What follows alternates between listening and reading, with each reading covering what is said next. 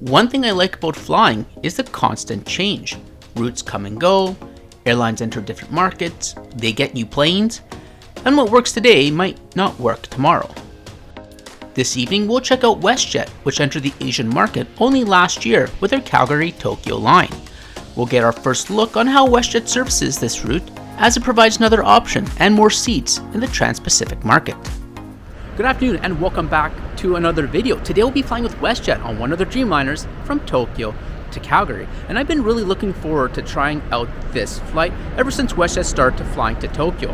When they did, it was only a summer seasonal destination.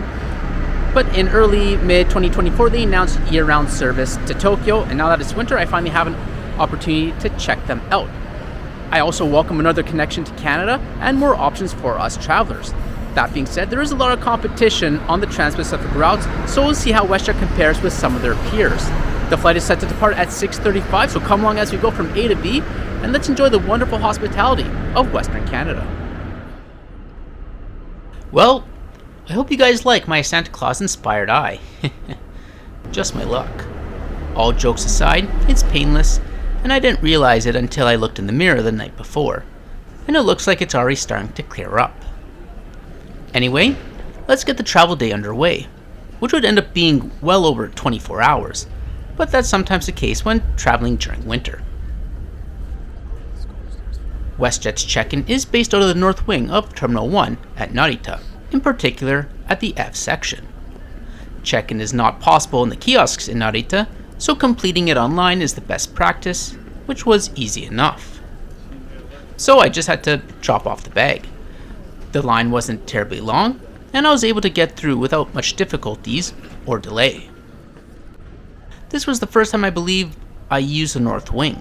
It's a bit smaller compared to the south wing and wasn't terribly busy, which I was surprised to find this afternoon, especially considering it's the end of December, a busy travel season, but who am I to complain? The holiday touches of Christmas colors and decorations are always nice to see this time of year.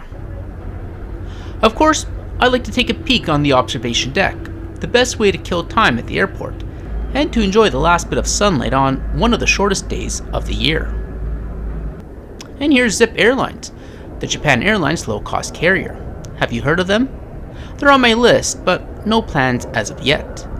They also provide an option to North America, flying to Vancouver, and a handful of US destinations. Alright, so I made it through the passport control and secured and everything, and even the street side wasn't busy at all, which I'm very surprised about kind of for the end of the year. And I looked at the seat map for the plane, and the plane looks like it's a packed flight. And I think the biggest difference between Narita and Haneda is in Narita, you'll get a lot of people connecting through Narita, where Haneda is usually, they come to visit Tokyo, so they're not connected through. So I'm pretty sure Narita here, the gate side is going to fill up pretty quickly when the flights from Asia come in and people transfer to their next connection. But anyways, we have about an hour to kill before we jump on board, so let's head to the gate and just kill time. Ah yes, here you can see the many code-share flights of WestJet passengers with their connections into Asia. Today we'll be departing from gate 15 at the end of the terminal. There isn't too much around this end of the terminal, so should you want any provisions, it's best to hit up the 7-Eleven before trekking to the gate. Just give yourself enough time. Back at the gate, we get this lovely view of our Dreamliner through two glass walls, a common theme on this channel. Tokyo is WestJet's first destination into Asia, but they now fly seasonally to Seoul Incheon. Boarding got underway about an hour before departure, and as I walk down probably the nicest jet bridge I ever seen, I do welcome new viewers to the channel and invite you to subscribe for continued travel and aviation related content. Today we'll be seated in seat 33C, an aisle seat. On these flights, I think they're the best. With it being winter, it'll be dark for almost the entire trip. Plus it's a Dreamliner, so more often than not, the window shading is locked, and I value the easy access to the cabin. And I thought the nice Christmas tunes during boarding and deplaning were a nice touch.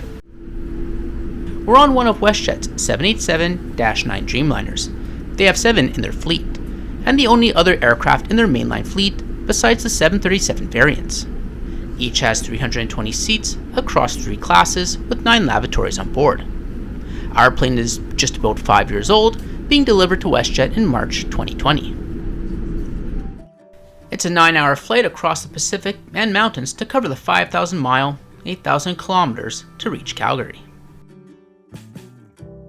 WestJet's economy cabin is laid out in a 333 seating configuration with a bright fresh interior with WestJet's blue and teal bulkheads, seats, and lighting throughout.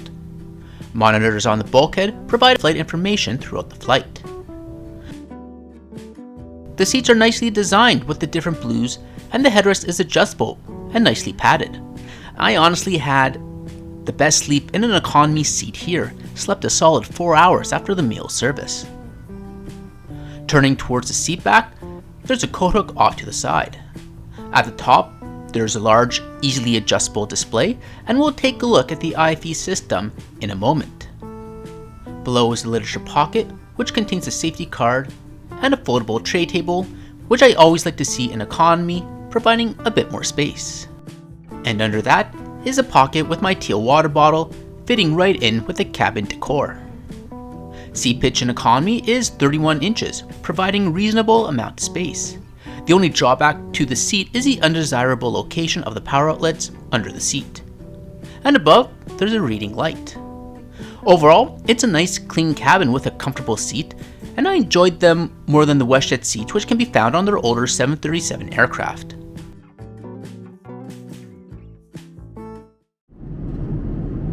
WestJet Dreamliners are Wi-Fi equipped. There are 2 options at very reasonable prices, and for $3 I dabbled with the in-flight chat plan, and it worked well, and also worked with Line, which isn't explicitly written in the description. Within the WestJet app, you can also check out some other information such as the flight map and read the news. Between Tokyo and Calgary, we'll enjoy 2 meal services. There's the menu option on the Wi-Fi system, but it wasn't updated for this flight. In any event, there's a snack and drink service first.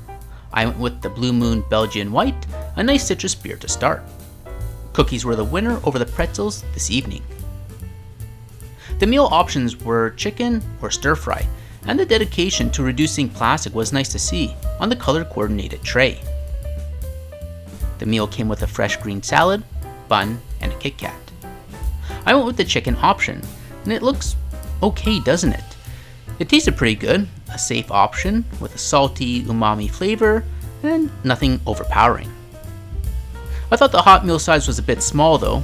How do you perceive it? I put the butter pack there for reference. Some steamed vegetables like broccoli or carrots would be a good addition to the hot dish.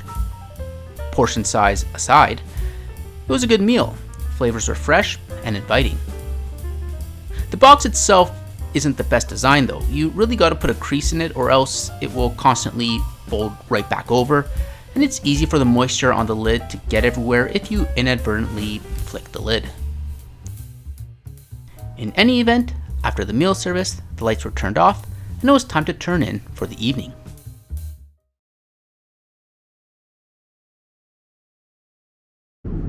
I managed a solid 4 hours, probably one of the best sleeps in economy, and woke up with 2 hours to go as we were approaching the west coast. If sleeping on a plane isn't your thing, there's the Wi-Fi system. On the hardware front, the large display has a USB slot and an earphone jack, but lacks a physical control for the lights above. The interface is intuitive, smooth, and easy to use with a nice large library. The only issue I found was that since the monitor doesn't have a button for the overhead light, you have to go to the settings on the screen. However, any media can't be minimized, so you have to stop, turn off the light, on or off, and then go back to whatever you're watching. It works, just not as user-friendly as it could be. The lights came on at about 90 minutes prior to landing for the breakfast service. There was no option besides breakfast or no breakfast. And I think this is an area of focus that WestJet needs to improve on. It was served on a half tray and it looked like a good start. However, inside the box left more to be desired. The problem here is that there's foods with high moisture content, such as the spinach, with items that should be crispy, like the hash browns, and it simply doesn't work when they're all heated together. All the food is more or less steamed, which makes it soggy and not ideal. The meal is also vegetarian with no sausage or bacon to accompany the eggs. The portion size itself of the small box though, I found is ideal for breakfast where you don't necessarily need something large, especially after the dinner service 4 hours earlier, but just enough to get you through the next few hours. I'm not generally a fan of fruit pastries, but the cherry pastry was pretty good and I had no problems finishing it. And just before we land, here's a look at the rear lavatory. It has a nice blue glow to it, and yeah, everything you expect for an economy lavatory.